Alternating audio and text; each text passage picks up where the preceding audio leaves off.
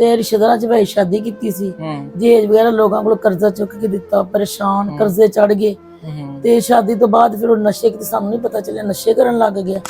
ਨਸ਼ੇ ਕਰਦਾ ਕਰਦਾ ਵਿੱਚੇ ਵਿੱਚ ਇੱਕ ਤੇ ਕੁੜੀ ਨੂੰ ਨਸ਼ੇ ਤੇ ਲਾਤਾ। ਅਸੀਂ ਜਦੋਂ ਜਦੋਂ ਲੜਾਈਆਂ ਝਗੜੇ ਕਰਕੇ ਸਾਨੂੰ ਕੁੜੀ ਨੂੰ ਵੀ ਮਾਰ ਕੁੜੀ ਕੁੰਡੀ ਲਾ ਦੇ, ਕਿਹੜਾ ਘਰ ਹੀ ਨਹੀਂ ਹੈਗੀ। ਉਧਰ ਗਈ ਅਸੀਂ ਰੋ ਧੋ ਕੇ ਘਰ ਆ ਜਾਣਾ। ਇਹਨੇ ਆਪਣੇ ਵਾਲ ਪੁੱਟਨੇ, ਇਹਨੇ ਘਰ ਚ ਰੋਲਾ ਪਾਣਾ, ਰੋਣਾ, ਕਦੀ ਕਮਰੇ ਚ ਬੰਦ ਕਰਨਾ, ਕਦੀ ਕਿਤੇ। ਇਸ ਤਰ੍ਹਾਂ ਕਰਦੇ ਕਰਦੇ ਬੇਟਾ ਅਸੀਂ ਨਾ ਮਜਬੂਰ ਹੋ ਗਏ। ਫਿਰ ਅਸੀਂ ਇਲਾਜ ਕਰਾਉਣ ਲੱਗ ਗਏ। ਥੋੜਾ ਉੱਥੋਂ ਚੁੱਕ, ਇਧਰੋਂ ਚੁੱਕ, ਉਧਰੋਂ ਚੁੱਕ, ਕਰਜ਼ੇ ਚ ਗਈਆਂ ਮੈਂ ਫਸ।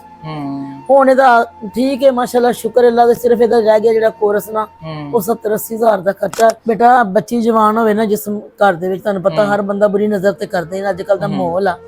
ਤੇ ਮੈਂ ਚਾਹਨੀ ਆ ਕਿ ਮੇਰਾ ਆਸਰਾ ਬਣ ਜਾਵੇ ਕੋਈ, ਇਹਦਾ ਕੋਰਸ ਹੋ ਜਾਏ, ਮੈਂ ਅੱਗੇ ਦੀ ਸ਼ਾਦੀ ਕਰਾਂ, ਅੱਛਾ ਘਰ ਮਿਲ ਜੇ, ਬੇਸ਼ੱਕ ਉਹ ਰੋਟੀ ਇੱਜ਼ਤ ਦੀ ਦੇ ਦੇਵੇ, ਹੋਰ ਕੁਛ ਨਸ਼ਾ ਨਾ ਕਰਦਾ ਹੋਵੇ, ਭਾਵੇਂ ਗਰੀਬ ਹੋਵੇ, ਇੱਜ਼ਤ ਵਾਲਾ ਹੋਵੇ, ਤੇ ਮੈਂ ਉਹਦੇ ਨਾਲ ਸ਼ਾਦੀ ਕਰ ਦਾਂਗੀ। ਬੇਟਾ ਮੇਰਾ ਕਰਜ਼ਾ ਉਤਰ ਜਾਵੇ ਤੇ ਇਹਦਾ ਨਿਕਾਹ ਕਰ ਦਾਂਗੀ, ਜਿੱਥੇ ਉਹ ਮਰਜ਼ੀ ਲੈ ਜਾਵੇ। ਠੀਕ ਹੈ, ਮੈਂ ਉਹਨਾਂ ਦੇ ਨਾਲ ਆ, ਮੈਂ ਉਹ ਮੇਰੇ ਨਾਲ। मतलब तुसी इस चीज ते एग्री सपोर्ट करन तैयार हो? मैं एग्री हां। मैं अस्सलाम वालेकुम नाजरीन, मैं आपका अपना मेज़बान ज़ुबैर राजपूत। नाजरीन, आपने अक्सर हमारी यूट्यूब चैनल पे केसेस सुने होंगे, लव मैरिज के चक्कर में घर ख़राब हो गया, या और भी काफ़ी केसेस हमने रिपोर्ट किए। लेकिन आज एक केस डिफरेंट है कि एक नशे के चक्कर में एक फैमिली का घर ख़राब हो जाता है। ये सारा माजरा है क्या? हमारे साथ लड़की भी मौजूद है, लड़की की वालदा भी मौजूद है। लड़की की वालदा से बात करते हैं और सारा माजरा जानने की कोशिश करते हैं। अस्सलाम वालेकुम। वालेकुम अस्सलाम, क्या हाल है? जी शुक्र अल्लाह। अच्छा बहन, बताइएगा कि आपने बताया कि आपने अपनी बेटी की शादी की और ये सारा आपकी बेटी फिर नशे पे लग गई। नशे पे बेटी कैसे लग गई, क्या वजह बनी? ਤੇ ਰਿਸ਼ਤੇਦਾਰਾਂ ਚ ਭਾਈ ਸ਼ਾਦੀ ਕੀਤੀ ਸੀ। ਦਹੇਜ ਵਗੈਰਾ ਲੋਕਾਂ ਕੋਲ ਕਰਜ਼ਾ ਚੁੱਕ ਕੇ ਦਿੱਤਾ, ਪਰੇਸ਼ਾਨ ਕਰਜ਼ੇ ਚੜ ਗਏ। ਤੇ ਸ਼ਾਦੀ ਤੋਂ ਬਾਅਦ ਫਿਰ ਉਹ ਨਸ਼ੇ ਕਿਤੇ ਸਾਨੂੰ ਨਹੀਂ ਪਤਾ ਚੱਲਿਆ, ਨਸ਼ੇ ਕਰਨ ਲੱਗ ਗਿਆ। ਨਸ਼ੇ ਕਰਦਾ ਕਰਦਾ ਵਿੱਚੇ ਵਿੱਚ ਇੱਕ ਤੇ ਕੁੜੀ ਨੂੰ ਨਸ਼ੇ ਤੇ ਲਾਤਾ। ਅਸੀਂ ਜਦੋਂ ਜਦੋਂ ਲੜਾਈਆਂ ਝਗੜੇ ਕਰਕੇ ਸਾਨੂੰ ਕੁੜੀ ਨੂੰ ਵੀ ਮਾਰ ਕੁੜੀ ਕੁੰਡੀ ਲਾ ਦੇ, ਕਿਹੜਾ ਘਰ ਹੀ ਨਹੀਂ ਹੈਗੀ। ਉਧਰ ਗਈ ਅਸੀਂ ਰੋ ਧੋ ਕੇ ਘਰ ਆ ਜਾਣਾ। ਇਸ ਤਰ੍ਹਾਂ ਕਰਦੇ ਕਰਦੇ ਉਹਨਾਂ ਦੇ ਵਾਲ ਸਾਹਿਬ ਫੌਤ ਹੋ ਗਿਆ। मतलब बेटी ਨੂੰ ਨਹੀਂ ਸੀ ਮਿਲਣ ਨਹੀਂ ਮਿਲਣ ਦਿੰਦੇ ਸੀ, ਬਿਲਕੁਲ ਨਹੀਂ ਮਿਲਣ ਦਿੰਦੇ। ਉਹਨਾਂ ਸ਼ਕਲ ਹੀ ਨਹੀਂ ਵਹਾਈ ਕਿ ਅੱਜ ਸਹੁਰਿਆਂ ਦੇ ਗਈ, ਅੱਜ ਉੱਥੇ ਗਈ। ਮਕਸਦ ਇਹ ਹੀ ਕਿ ਨਾ ਮਿਲਣਗੇ ਤੇ ਪਤਾ ਚੱਲ ਜਾਏਗਾ ਨਸ਼ੇ ਦਾ।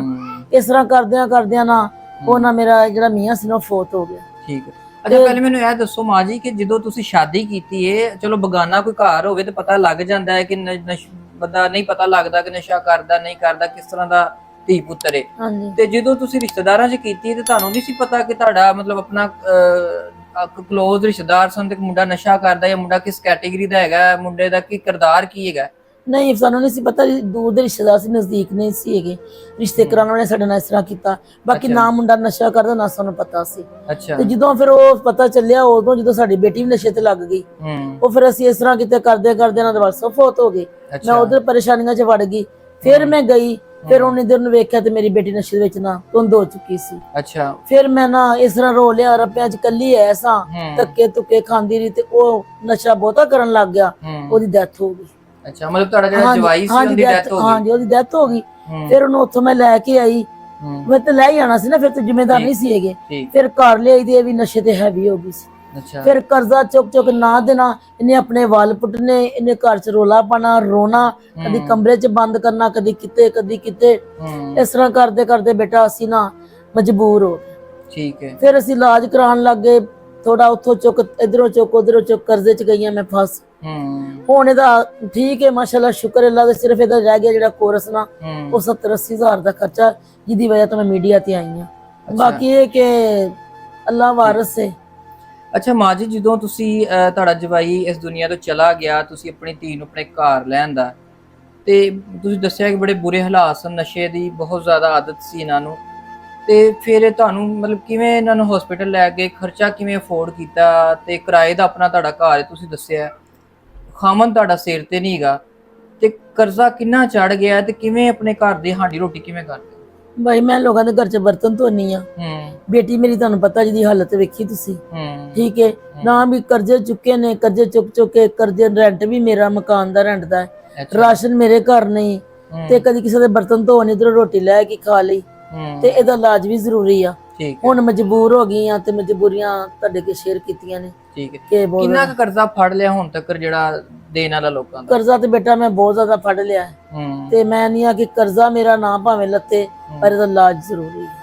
ਠੀਕ ਹੋ ਗਿਆ। ਮਤਲਬ ਧੀ ਦੀ ਜ਼ਿੰਦਗੀ ਤੁਹਾਡੇ ਵਾਸਤੇ ਪਹਿਲੇ ਨੰਬਰ ਤੇ ਹੈਗਾ ਕਿ ਧੀ ਦਿਹਾੜੀ ਬਚ ਜਾਵੇ, ਕਰਜ਼ਾ ਤੇ ਚਲੋ ਜ਼ਿੰਦਗੀ ਦੇ ਨਾਲ ਆਹਿਸਤਾ ਲੈਂਦਾ ਰਹੇਗਾ। ਕਿ ਜੇ ਮੈਂ ਕਹਿੰਦੀ ਹਾਂ ਕਿ ਜਿਹੜੀ ਵੀ ਮਾਂ ਆਪਣੀ ਔਲਾਦ ਦੀ ਖੈਰੀ ਮੰਗਦੀ, ਮੇਰੀ ਬੇਟੀ ਠੀਕ ਹੋ ਜਾਵੇ, ਇਹਨੇ ਪੈਸੇ ਦੀ ਨਹੀਂ, ਬਾਕੀ ਲਿਹਾਜ਼ਾ ਮਿਹਰਬਾਨੀ ਮੇਰੇ ਨਾਲ ਹਲਫ। ਠੀਕ ਹੈ।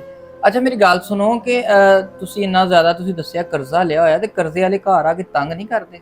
ਬੇਟਾ ਆਉਂਦੇ ਨੇ, ਦਰਵਾਜ਼ੇ ਨੂੰ ਮਾਰਦੇ ਨੇ, ਕਦੇ ਤਾਲਾ ਮਾਰ ਜਾਂਦਾ, ਮਾਲਕ ਤਾਲਾ ਮਾਰ ਜਾਂਦਾ, ਬਿੱਲ ਨਹੀਂ ਦਿੱਤਾ ਜਾਂਦਾ, ਰੈਂਟ ਨਹੀਂ ਦਿੱਤਾ, 3-3 ਮਹੀਨੇ ਦਾ ਰੈਂਟ ਚੜ ਜਾਂਦਾ ਹੈ। ਫਿਰ ਕਿੱਧਰ ਜਾਵਾਂ ਜਵਾਨ ਬੇਟੀ ਲੈ ਕੇ?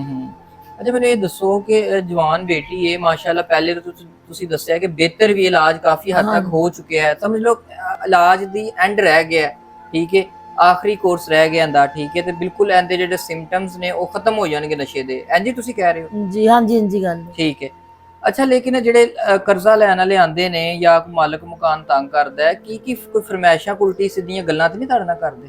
ਬੇਟਾ ਬੱਚੀ ਜਵਾਨ ਹੋਵੇ ਨਾ ਜਿਸ ਘਰ ਦੇ ਵਿੱਚ, ਤੁਹਾਨੂੰ ਪਤਾ ਹਰ ਬੰਦਾ ਬੁਰੀ ਨਜ਼ਰ ਤੇ ਕਰਦੇ ਨੇ, ਅੱਜ ਕੱਲ ਦਾ ਮਾਹੌਲ ਆ, ਤੇ ਮੈਂ ਚਾਹਨੀ ਆ ਕਿ ਮੇਰਾ ਆਸਰਾ ਬਣ ਜਾਵੇ, ਕੋਈ ਇਹਦਾ ਕੋਰਸ ਹੋ ਜਾਏ, ਮੈਂ ਅੱਗੇ ਦੀ ਸ਼ਾਦੀ ਕਰ ਲਾਂ। ਠੀਕ ਹੈ, ਕੋਈ ਅੱਛਾ ਘਰ ਮਿਲ ਜਾਏ, ਮੈਂ ਸ਼ਾਦੀ। ਠੀਕ ਹੈ। ਮਤਲਬ ਤੁਹਾਡਾ ਕਹਿਣ ਦਾ ਮਕਸਦ ਹੈ ਕਿ ਪਹਿਲੇ ਤੁਸੀਂ ਇਹਦਾ ਜਿਹੜਾ ਕੋਰਸ ਮੁਕੰਮਲ ਹੋਣ ਵਾਲਾ ਰਹਿੰਦਾ ਵੇ ਮੈਡੀਸਨ ਦਾ, ਤੁਸੀਂ ਇਹਦਾ ਮੁਕੰਮਲ ਇਲਾਜ ਕਰਵਾਉਣਾ ਚਾਹੁੰਦੇ ਹੋ, ਉਹਦੇ ਬਾਅਦ ਚਾਹੁੰਦੇ ਹੋ ਫਿਰ ਇਹਦੀ ਮੈਂ ਸ਼ਾਦੀ ਅੱਗੇ ਕਰ ਦਵਾਂ ਕਿਧਰੇ?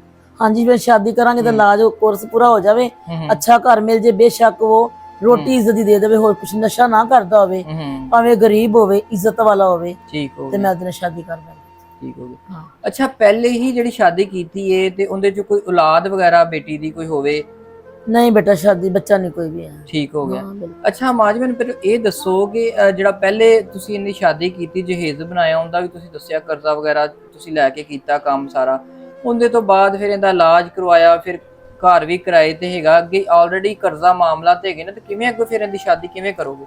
ਮੈਂ ਬੇਟਾ ਇਹੀ ਕਹਿੰਨੀ ਆ ਕਿ ਮੇਰੇ ਨਾਲ ਕੋਈ ਤਾਮਨ ਕੀਤਾ ਜਾਵੇ, ਮੈਂ ਮਾੜੀ ਆ, ਮੈਂ ਕਰਜ਼ਾ ਚਲੋ ਇਹਦੀ ਸ਼ਾਦੀ ਕਰਾਂਗੀ, ਇਹ ਆਪਣੇ ਘਰ ਚਲੀ ਜਾਏਗੀ, ਜਿਹੜਾ ਮੇਰਾ ਕਰਜ਼ਾ ਹੈ ਉਹ ਮੈਨੂੰ ਕੋਈ ਸਪੋਰਟ ਕਰੇ ਤੇ ਉਹ ਲੱਥ ਜਾਵੇ, ਮੈਂ ਖੁਸ਼ ਆ, ਸਾਰਿਆਂ ਦੀ ਮਿਹਰਬਾਨੀ। ਠੀਕ ਹੈ।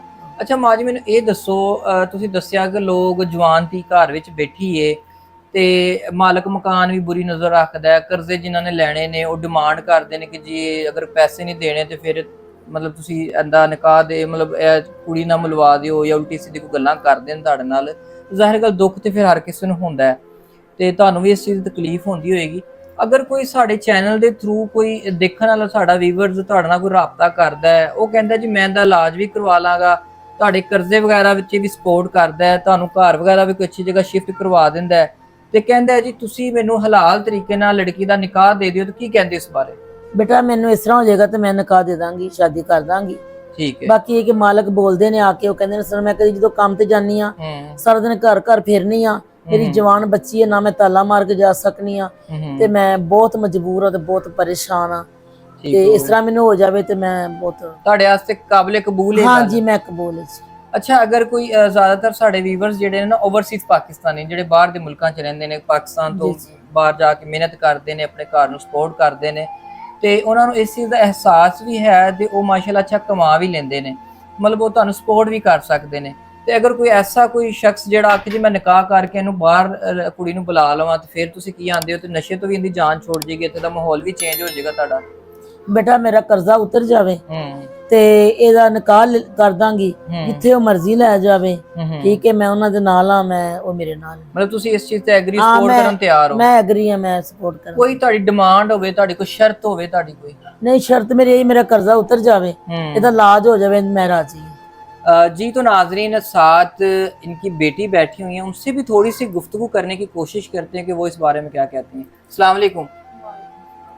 अच्छा बहन बताइएगा कि आपने जो पीछे टाइम देखा है अपनी ज़िंदगी में, इतनी मुश्किलात देखी हैं, फिर नशे पे की आदी हो गई, तो उस चीज़ से क्या सबक सीखा है, क्या फील होता है आपको?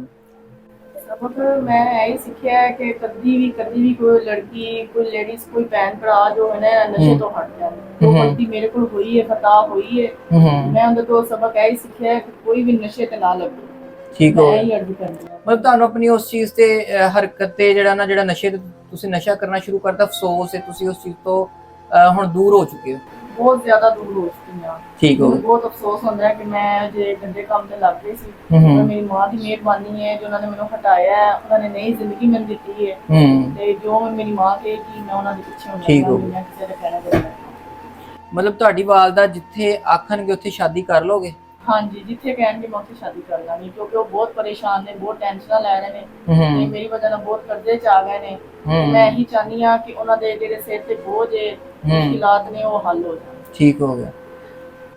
जी नाजरीन, दो मजबूर माँ बेटियाँ आपके सामने बैठी हुई हैं और अपना दुख भी उन्होंने सुनाया, मजबूरियाँ भी आपको बताई।